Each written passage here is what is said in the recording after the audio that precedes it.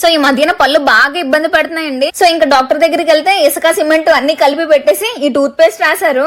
ఆయన చెప్పిన మాటలు అర్థమైందండి, బయట కెమికల్స్ తో తయారు చేసిన టూత్ పేస్ట్ అన్ని వాడి పళ్ళకి చాలా ప్రాబ్లం అయిందని.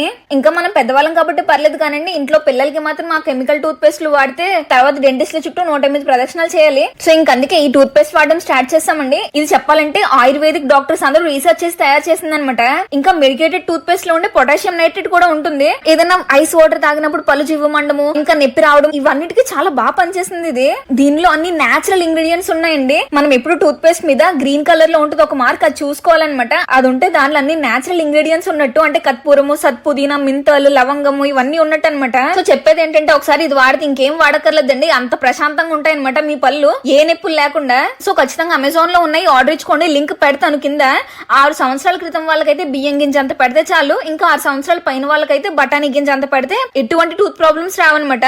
ఇంట్లో మనోళ్ళందరికీ పెచ్చగా నచ్చిందనమాట ఈ పేస్ట్. చిన్న పిల్లలకి, పెద్దవాళ్ళకి, రకరకాల దంత సమస్యలు ఉన్న వాళ్ళందరికీ విడివిడిగా పేస్ట్లు ఉంటాయి. ఆ పేస్ట్ పళ్ళకి సరిగ్గా అప్లై అవడానికి కూడా వీళ్ళ దగ్గర మంచి బ్రష్లు ఉంటాయి. ఒకసారి వాడాక పళ్ళకి సెన్సోరా తప్ప ఇంకేది వాడకూడదని ఫిక్స్ అయిపోయాము.